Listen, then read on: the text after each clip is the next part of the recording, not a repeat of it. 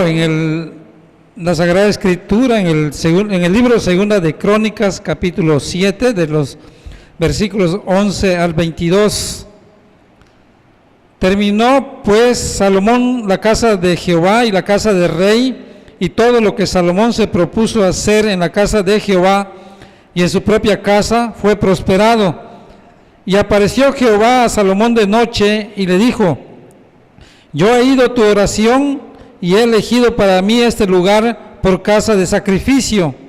Si yo cerrare los cielos para que no haya lluvia, y si mandare a la langosta que consuma la tierra, o si enviare pestilencia a mi pueblo, si se humillare mi pueblo, sobre el cual mi nombre es invocado, y oraren y buscaren mi rostro, y se convirtieren de sus malos caminos, entonces yo oiré desde los cielos, y perdonaré sus pecados, y sanaré su tierra. Ahora estarán abiertos mis ojos y atentos mis oídos a la oración en este lugar, porque ahora he elegido y santificado esta casa, para que esté en ella mi nombre para siempre, y mis ojos y mi corazón estarán ahí para siempre. Y si tú anduvieres delante de mí como anduvo David tu padre, e hicieres todas las cosas que yo te he mandado, y guardares mis estatutos y mis decretos, yo confirmaré el trono de tu reino, como pacté con David tu padre, diciendo: no te faltará varón que gobierne en Israel. Mas si vosotros os volviereis y dejareis mis estatutos y mandamientos que he puesto delante de vosotros, y fuereis y sirviereis a dioses ajenos y los adorareis, yo os arrancaré de mi tierra que os he dado, y esta casa que he santificado a mi nombre, yo la arrojaré de mi presencia, y lo pondré por burla y escarnio de todos los pueblos. Y esta casa que es tan excelsa será espanto a todo el que pasare, y dirá: ¿por qué ha hecho así Jehová a esta tierra y a esta casa? Y se responderá: por cuanto dejaron a Jehová Dios de sus padres, que los sacó de la tierra de Egipto, y han abrazado a dioses ajenos, y los adoraron y sirvieron, por eso Él ha traído todo este mal sobre ellos. Amén. Oremos. Padre, te suplicamos tu ayuda y tu dirección en estos momentos para meditar, para comprender, para creer y también para hacer tu palabra. Danos sabiduría, Señor, que tu Espíritu Santo obre en todo nuestro ser de tal forma que tu palabra, Señor, sea eficaz y cumpla los propósitos por los cuales tú nos hablas en esta ocasión. En Cristo Jesús te lo estamos implorando. Amén. Dios es el Dios del pacto, pues siempre se ha relacionado con el hombre por medio de pactos. Desde que creó al hombre, se relacionó con él por medio del primer pacto conocido por el pacto de obras, en el cual, por el cumplimiento del mandamiento de Dios, el hombre tendría vida eterna. No habiendo podido cumplir ese pacto el hombre, Dios en su misericordia ofrece a su criatura especial el pacto de gracia, en el cual, por medio de un mediador, el pecador pudiera tener vida eterna. Ese pacto de gracia es hecho primero con Noé, Abraham, Isaac, Jacob, David y ahora con Salomón.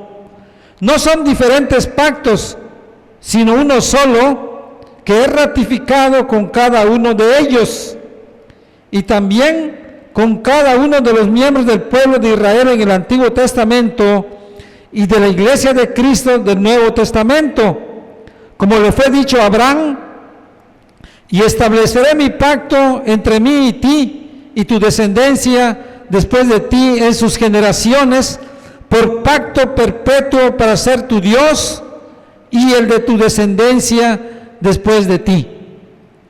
Toda la descendencia de Abraham está en pacto con Dios. ¿Quiénes son los descendientes de Abraham? Los israelitas pensaban que la bendición del pacto era solamente por la descendencia, por sangre o por raza, pero la Escritura corrige ese pensamiento. Nos dice que la descendencia, es decir, los hijos de Abraham, son los de la fe. Dice Gálatas 3, 6 al 9. Así Abraham creyó a Dios y le fue contada por justicia. Sabed, por tanto, que los que son de fe, estos son hijos de Abraham. Y la Escritura, previendo que Dios había de justificar por la fe a los gentiles, dio de antemano la buena nueva a Abraham, diciendo: en ti serán benditas todas las naciones, de modo que los de la fe son bendecidos con el creyente Abraham.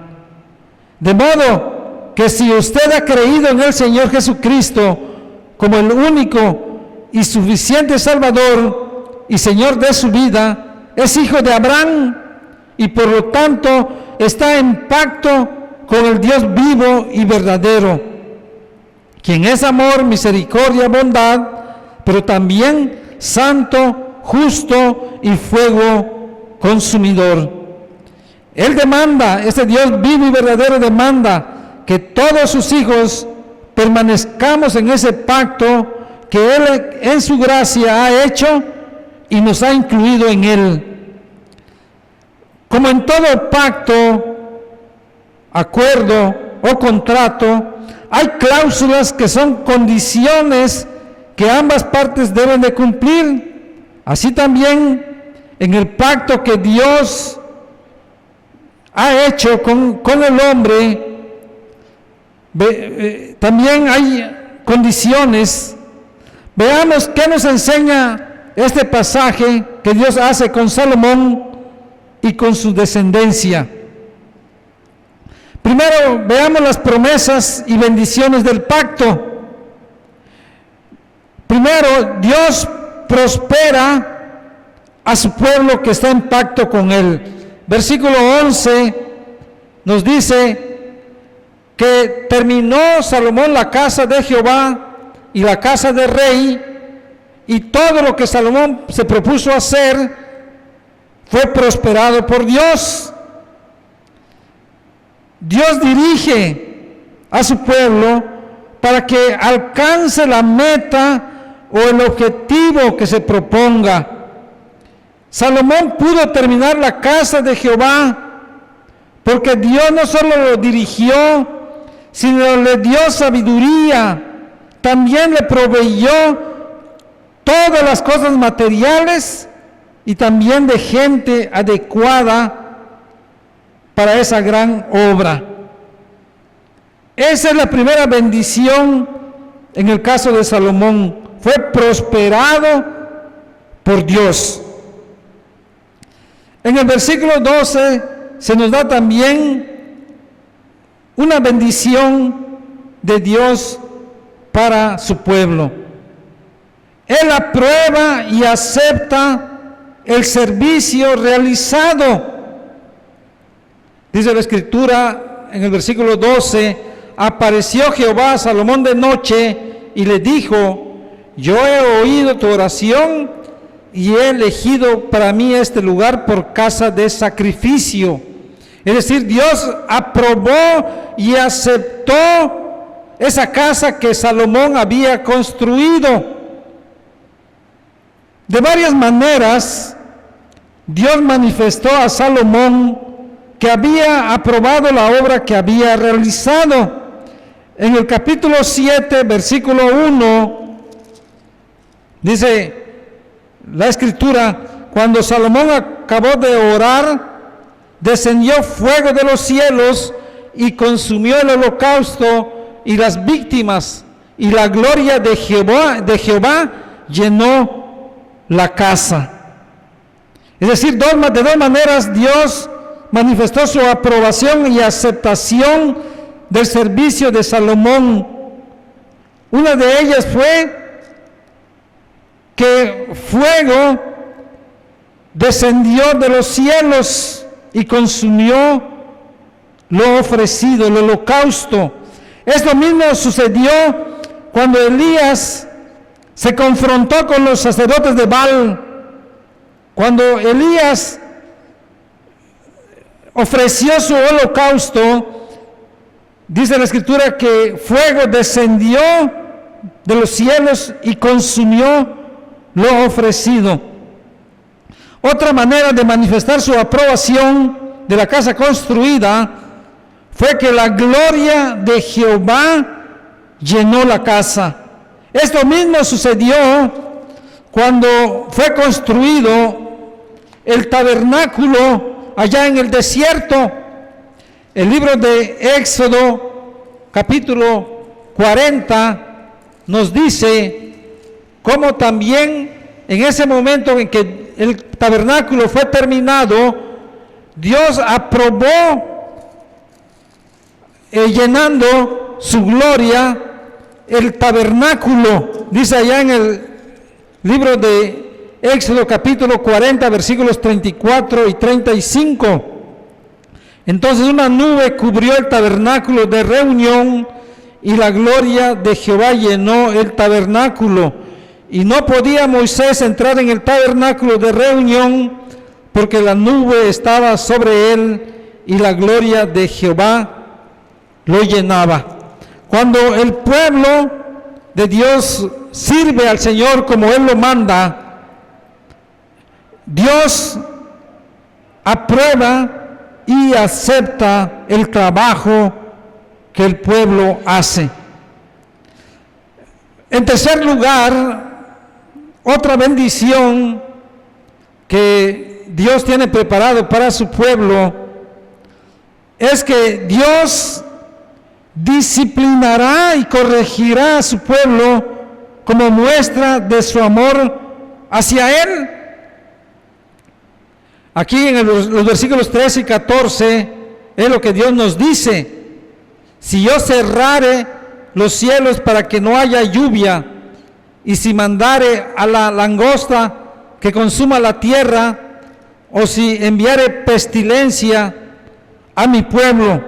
Ahí Dios nos dice tres maneras o tres formas en que Dios pudiera disciplinar a su pueblo. Ahí hay una palabra muy pequeña que se repite: sí. Esa palabra sí es algo circunstancial o condicional. Dios en un momento dado puede disciplinar a su pueblo y lo hace si el pueblo transgrede su ley o se aleja de Dios y se va tras falsos dioses. Es de lo que Dios estaba diciendo a Salomón en ese momento, que si en algún momento de su vida, en él o en el pueblo de Israel, se alejaban de Dios, Dios iba a traer correcciones y disciplinas hacia ese pueblo. En su relación con Dios, el hombre siempre enturbia esa buena relación, mientras que Dios busca en su amor al hombre. No quiere y no va a permitir que sus hijos se pierdan, sino los va a corregir y disciplinar por su grande amor. Hay varios versículos en la Biblia que nos hablan de esa corrección. Dice el libro de Proverbios, capítulo 16, 6: con misericordia y verdad se corrige el pecado, y con el temor de Jehová los hombres se apartan del mal. En el versículo 3:12 del libro de Proverbios dice: porque Jehová al que ama castiga, como el padre al hijo a quien quiere. Y Hebreos 12, 5 al 11 dice: porque el Señor al que ama disciplina y azota a todo el que corrige por hijo. Es decir, cuando el pueblo de Israel, que está en pacto con Dios, peca, Dios no lo va a construir, no lo va a destruir, lo va a corregir, lo va a disciplinar. ¿Por qué? Porque Dios ama a su pueblo. Dios disciplina a su pueblo porque le ama. La disciplina al principio no es causa de gozo, porque como castigo duele. Pero el propósito principal de la disciplina es la enseñanza y corrección. Eso es lo que le está diciendo a Salomón. No los iba a destruir como a Sodoma y Gomorra. Dios no trata de la misma manera al pueblo rebelde y perdido, pagano. No, Dios trata de diferente manera a su pueblo. Por eso Él nos habla de disciplina, de enseñanza, de corrección. Esto le dice Dios a Salomón, que en ocasiones para su provecho lo disciplinará de diferentes maneras. En ese caso le menciona 3 formas en que iba a disciplinar a su pueblo. Iba a cerrar los cielos para que no haya lluvia. Iba también mandar langosta que consuma la tierra, o iba a enviar pestilencia a su pueblo. Al mismo tiempo, Dios le indica a Salomón cómo esa disciplina puede ser quitada sobre su pueblo. Le dice Dios: si se humillare mi pueblo, sobre el cual mi nombre es invocado, y oraren y buscaren mi rostro, y se convirtieren de sus malos caminos. Eso es lo que demanda Dios cuando el hombre peca, cuando el pueblo peca: humillarse. Dios demanda de su pueblo arrepentimiento y fe, convertirse de sus malos caminos, dejar el pecado, dejar el mal. Dice la Escritura que sin arrepentimiento no hay perdón de pecados. El perdón viene a la vida del hombre no porque algún hombre lo decrete o lo declare como lo hacen muchos. No, el hombre se tiene que arrepentir, tiene que dejar su pecado. Entonces ese pecado va a ser perdonado. Pero también el hombre tiene que creer, dejar de depender de él mismo, creer de todo corazón en el Señor Jesucristo. Y esto solamente es posible cuando el hombre se humilla, se niega a sí mismo. Es cuando el hombre va a orar, va a buscar el rostro de Dios, entendiendo que solamente en Él hay vida. Y también les dice a Salomón los frutos del arrepentimiento verdadero. Le dice Jehová: yo oiré desde los cielos y perdonaré sus pecados y sanaré su tierra. Dios no escucha nuestra oración si hay pecado no confesado. No hay perdón de nuestros pecados si no hay un verdadero arrepentimiento. No solamente significa el arrepentimiento verdadero sentir dolor por nuestro pecado, sino dejar ese pecado, darle la espalda al mal. Cuando su pueblo se humilla, se arrepiente y busca a Dios, entonces Él quitará ese castigo, esa disciplina. Eso es sanar su tierra. En este caso, Dios, cuando sana la tierra, significa que va a abrir los cielos para que haya lluvia, o quitar la langosta, o quitar la pestilencia que estaría afectando a su pueblo. Otra bendición que Dios da y promete a su pueblo cuando vive en pacto con Él, es que Él estará atento a la oración de su pueblo siempre. Versículo 15 dice: ahora estarán abiertos mis ojos y atentos mis oídos a la oración en este lugar. La Biblia una y otra vez nos enseña que sus ojos y oídos siempre están atentos a la oración de su pueblo.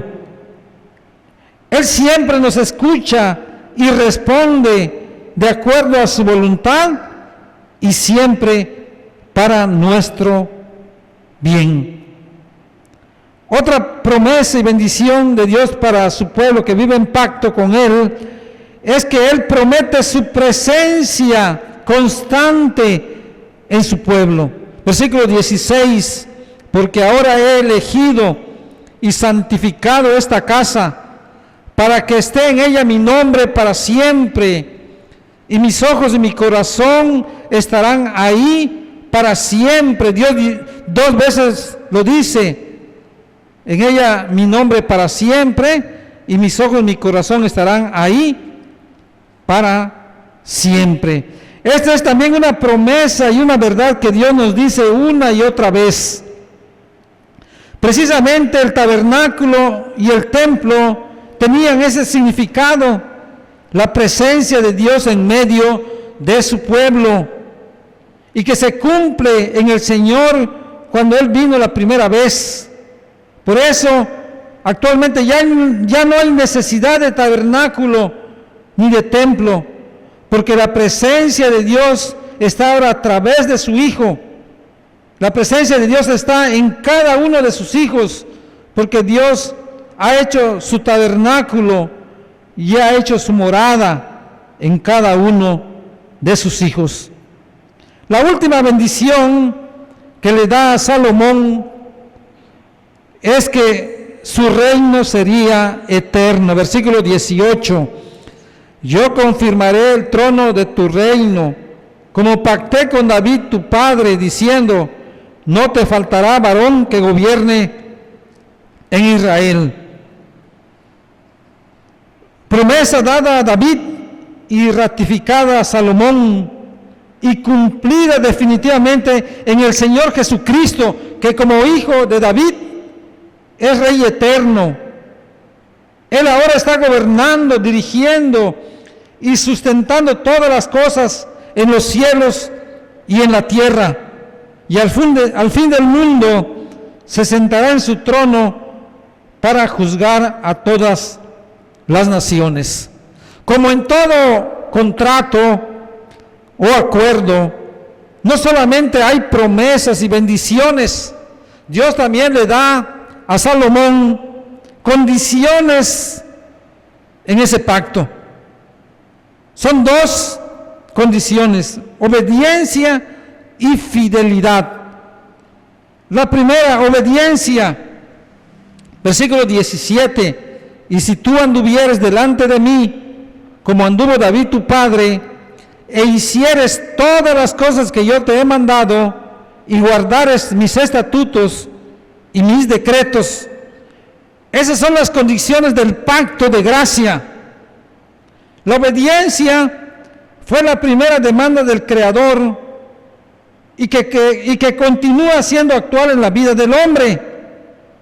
Somos salvos por gracia por medio de la fe en nuestro Señor Jesucristo, pero seremos juzgados por nuestras obras, es decir, por nuestra obediencia a los mandamientos, decretos y estatutos de Dios. El Hijo de Dios debe obedecer no para ser salvo, sino porque es salvo en gratitud y amor a lo que el Dios triuno ha hecho por él. Una y otra vez dice el Señor, el que me ama cumple mis mandamientos. La segunda condición del pacto es la fidelidad. Dios demanda fidelidad a su pueblo, es decir, amarle, servirle solamente a Él. Una y otra vez le dijo a su pueblo Israel que no se olvidara de Él, que no se fuera tras otros dioses, porque sufriría graves consecuencias. Tristemente el pueblo fue algo que no entendió y le fue infiel, y sufrió las graves consecuencias de su infidelidad.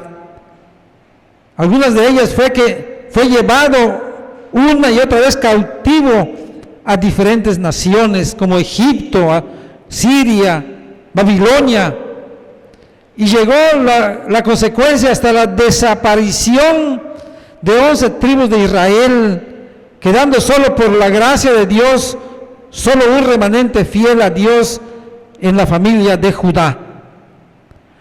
La desobediencia y la infidelidad traen consecuencias a la vida del pueblo. En este caso dice el Señor en el versículo 19: mas si vosotros os volviereis y dejareis mis estatutos y mandamientos que he puesto delante de vosotros, y fuereis y sirviereis a dioses ajenos y los adorareis, ahí está la desobediencia y la infidelidad.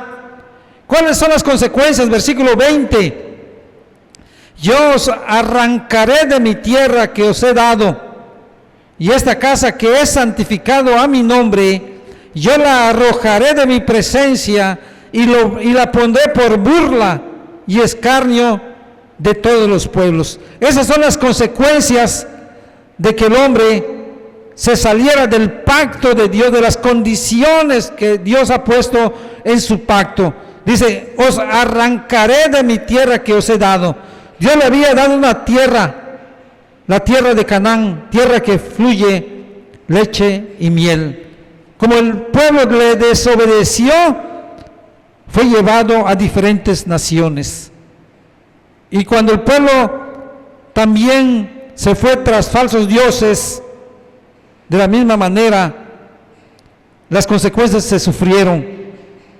Dios cumplió su advertencia, que esa casa tan primorosa que había construido Salomón, Dios la iba a arrojar de su presencia, es decir, ya su presencia ya no estaría en esa casa, y la pondría por burla y escarnio, es decir, algún día ese templo sería destruida.